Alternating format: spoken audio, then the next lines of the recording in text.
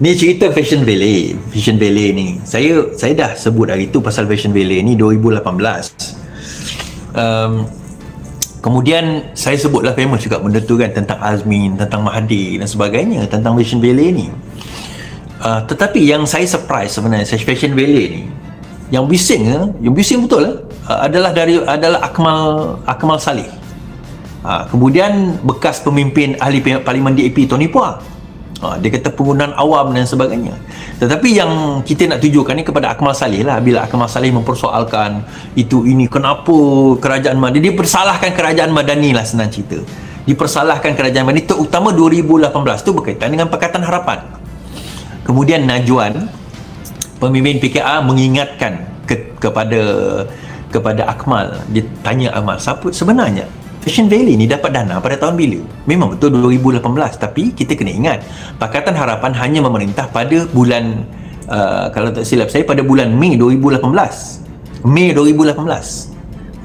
Okey, pemimpin PKR Najwan Halimi mengingatkan Ketua Pemuda UMNO Dr. Akmal supaya tidak lupa siapa pengurusi khazanah semasa keputusan dibuat untuk melabur dalam Fashion Valley. Ini susulan kritikan Akmal terhadap bekas ahli Parlimen DAP Tony Puah yang mengatakan penggunaan dana awam untuk jumlah yang besar mengalami kerugian selama 5 tahun berturut-turut adalah luar biasa.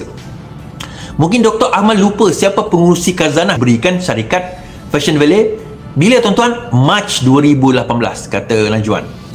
Pengurusi khazanah pada 2018 Mac adalah Perdana Menteri dan Menteri Keuangan kita iaitu Najib Razak. Khazanah dan Permodalan Nasional telah melaburkan 47 juta dalam Fashion Valley. Bagaimanapun, minggu lalu 2 JLC ini menjual pegangan dalam saham itu, susulan nilai sahamnya merosot hampir 44 juta. Kemudian Akmal, penyokong tegar Najib, telah menggesa penubuhan RCI untuk menyiasat kerugian Fashion Valley. Puah yang menggambarkan kerugian Fashion Valley sebagai risiko biasa dalam pelaburan modal teroka, turut menggelar Akmal sebagai pelawak kerana meminta penubuhan RCI. Dalam hantaran Facebooknya hari ini, Ketua Pemuda UMNO itu membalas dengan menggelar Puah bodoh. Sementara itu Najwan yang juga exco Belia dan Sukan berkata semua pihak mahukan ketelusan dan tidak perlu ada perbuatan hina-menghina. Kita semua mahu ketelusan dan sewajarnya ditunggu hasil siasatan. Cuma saya fikir tak perlu terlalu sinikal hingga tak meremeh dan menghina dan melabel orang bodoh. Selepas kerugian Fashion Valley didedahkan, pengasas Vivi Yusof dan juga suaminya mengambil tanggungjawab dan meletak jawatan daripada syarikat itu. Syarikat itu kini disiasat oleh SPRM. Mereka telah syarikat itu telah diserbu dan SPRM telah mengambil dokumen-dokumen yang perlu. Cuma macam kita kata tadilah, kalau sekiranya Akmal Saleh dia macam ni tuan-tuan. Tony Puah kata, yalah memanglah penggunaan dana awam, tapi untung rugi itu biasalah, dia kata. Tony Puah kata kalau sekiranya dia rugi sekalipun, maka kita nak kata macam mana, itu dah lagi. Cuma dia kata kalau sekiranya perlu nak dilakukan audit dan sebagainya, buatlah. Berkemungkinan ada penyalahgunaan dana awam, berkemungkinan. Tapi kalau sekiranya tidak ada penyalahgunaan dana awam hanya kerana syarikat itu gagal, rugi, itu tidak menyalahi undang-undang. Okey, kita kena faham satu benda, tuan-tuan.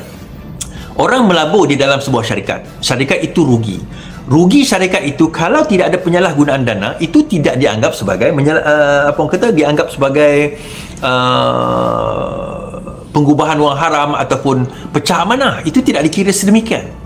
Hanya kerana dia rugi itu belum tentu menyebabkan itu ada kesalahan di bawah SPRM. Okey, belum tentu, tapi bukan masih tidak ada, tetapi belum tentu. So SPRM kena menyiasat, betul ke terdapat dakwaan penyelewengan dana, dia mengeluarkan untuk kegunaan peribadi, bla bla bla, dan sesuatu dengannya. Kalau tidak ada, then it's just a normal, mungkin dia incompetent dalam melaksanakan dalam melaksanakan bisnes tersebut. Baik. Isu dia bila Akmal Saleh mengatakan Tony Puah bodoh bila menyatakan kenyataan tersebut. Dan Najwan kata kalau sekiranya ada buat RCI, salah seorang yang kena siasat nanti Najib. Sebab dia dana itu diluluskan pada Mac 2018. Dan Najib adalah sebagai pengurusi khazanah dan juga PNB pada waktu itu, dialah yang meluluskan 47 juta tersebut. Jadi adakah Akmal Saleh mahu supaya Najib didirect dalam benda ini sekali lagi setelah dia didirect dalam kes 1MDB? Jadi soalannya siapa yang bodoh sekarang ni? Kan dia ingatkan Akmal ni, ingatkan dia boleh jadi hero lah kan. Dia duduk bantai macam ni, dia lupa bila dia bantai dia kena kat kawan sendiri. Itu masalahnya. Doktor memanglah doktor, tapi kalau doktor tu cerdik sikit, bacalah dulu benda ini. Tapi adakah tidak patut disiasat? Tak, sekarang ini perkara ini disiasat.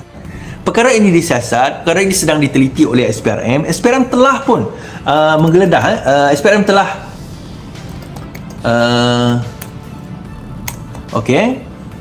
SPRM telah membekukan 11 akaun persendirian dan 6 akaun syarikat melibatkan Fashion Valley.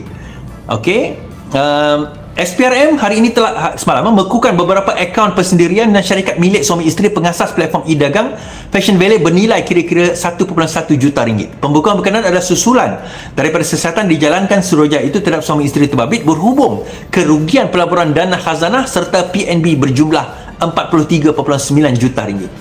Menurut sumber, SPRM secara serentak menyerbu Fashion Valley, Kementerian Keuangan, Khazanah dan PNB serta memperolehi dokumen berkaitan keuangan yang boleh membantu siasatan. Sejak siasatan dijalankan, SPRM menerusi Ops Favish membekukan kira-kira 11 akaun persendirian dan 6 akaun syarikat di bawah seliaan pasangan suami isteri ini yang bernilai kira-kira 1.1 juta ringgit bagi siasatan. So sebenarnya tindakan sudah pun diambil untuk untuk perkara ini dilakukan ataupun disiasat. Okey, habis kat situ. Jadi kalau sekiranya Akmal Saleh nak kata begini begitu, sebenarnya itu dialah, kan? Itu dialah, terpulang kepada dia. Okey, terpulang kepada dia. Baik. Modal. Dia orang tak ada modal nak dimain, dia orang tak tahu nak main macam mana, dia orang tak tahu nak kenakan macam mana, dia orang tak tahu nak putar macam mana. So akhirnya mereka mainlah isu yang kita dulu bangkitkan. Dia bawa balik isu tu pada masa sekarang. Dia macam cerita liwat lah, tuan-tuan. Minta maaf saya kata, liwat tu, cerita DAP, komunis dan sebagainya, cerita itu dibawa oleh UMNO Barisan Nasional zaman dahulu. Kerana PAS ni tak ada modal, Bersatu tak ada modal, dia ulang balik cerita yang UMNO bawa. Sebab politik PAS ni, tuan-tuan, bukan politik matang. Mereka bukan membawa politik matang, tapi saya nampak mereka membawa banyak kepada politik-politik kebencian, politik-politik yang membawa kepada perpecahan, kehancuran. Tuan-tuan nak sokong PAS ke, Bersatu ke sebagainya, sokonglah. Tapi sokong mereka atas dasar mereka boleh memerintah. Soalan saya, kalau PAS memerintah, tuan-tuan rasa dia orang layak ke memerintah? Tuan-tuan rasa PAS ni layak ke jadi kerajaan sekarang ni, tuan-tuan? Siapa di kalangan orang PAS yang boleh bercakap soal ekonomi, membangunkan balik ekonomi, menarik pelabur luar, membawa pelabur luar dalam negara kita, memajukan ekonomi kita, berfikir semisal Datuk Seri Anwar Ibrahim, semisal Rafizi Ramli, semisal Johari Ghani, semisal pimpinan-pimpinan kita yang lain? Siapa, tuan-tuan? Tak ada. Kita ambil cerita SG4, empat negeri PAS, negeri yang gagal. Saya bercakap dengan Datuk Supardi tu kan, berkenaan dengan air, berkenaan dengan ekonomi. Ni Menteri Polis keluarkan kenyataan masalah sosial di Kelantan. Tadi saya ada satu kenyataan daripada Polis Kelantan kan. Kita tak dapat mengawal ramai pemuda-pemuda Kelantan pergi ke seberang, ke Golok untuk pergi ke pub sampai dia orang ada shift ni nak masuk pub ni. Sebab kat Kelantan tak dapat, so dia pergi ke Golok tu, ke kawasan bukan Golok lah, ke kawasan Thailand lah, untuk dia orang nak pergi pub. Bukan setakat hujung minggu, tuan-tuan, hari biasa pun dia orang pergi. Baru-baru ni kan ada yang kena tangkap disebabkan mengedar tu kan. Itu pun orang Kelantan juga. Bukan kita kata orang Kelantan ni jahat, tuan-tuan, tetapi kita nak beritahu bahawa sebenarnya sesiapa pun pemerintah, dia tak boleh claim, oh kita telah membawa Islam, negeri kita dah jadi baik. Tak. Manusia tetap manusia. Sebenarnya buat imam dia PAS ke, buat imam dia amanah ke, PKR ke, UMNO ke dan sebagainya, tugas dan tanggungjawab kita memastikan mendidik masyarakat kita. Kita tak boleh claim hanya kerana kita dah perkenalkan banyak sekolah agama, banyak masjid, maka tugas kita telah selesai. Kita dah tutup dah pusat judi, maka tugas kita telah selesai. Belum. Tuan-tuan, tutup pusat judi, dia orang berjudi kat mana? Tu kat seberang tu. Dia orang berjudi. Jangan tak tahu. Sebab itu Kelantan, kalau tak kat seberang pun ni online ni, korang punya handphone ni. Sebab itu dekat Kelantan, judi online tertinggi kat mana, tuan-tuan? Kota Baru, Kelantan. Jadi di situlah, tuan-tuan, kita nak kena faham satu perkara, hanya kerana PAS memerintah belum tentu akan selesai masalah rakyat. Belum tentu akan selesai masalah rakyat. Dia tidak ada istilah miracle. Macam Datuk Seri Anwar Ibrahim memerintah, confirm lepas ni negara akan jadi, rakyat akan jadi lebih baik. Tak, manusia adalah manusia. Akan ada orang baik, akan ada orang jahat. So tugas dan tanggungjawab kita memberi pendidikan, membantu kerajaan, menyebarkan benda yang baik. Benda yang tak elok kita sekat dan sebagainya. Itu yang penting. Sebab itu saya kata, kita pertahankan PMX ini, pastikan beliau menjadi Perdana Menteri untuk penggal kedua. Sebab reformasi ini tak cukup satu penggal, tuan-tuan. InsyaAllah. Kita tengok kat Selangor bagaimana Selangor telah maju. Negeri Sembilan dah maju dah, tuan-tuan. Pulau Pinang dah maju. Saya sebut Pakatan Harapan punya negeri sebab itu negeri-negeri saya. Kan? Dan saya percaya ditadbir dengan baik, ditata kelola dengan baik. Saya baru dapat berita 10 negara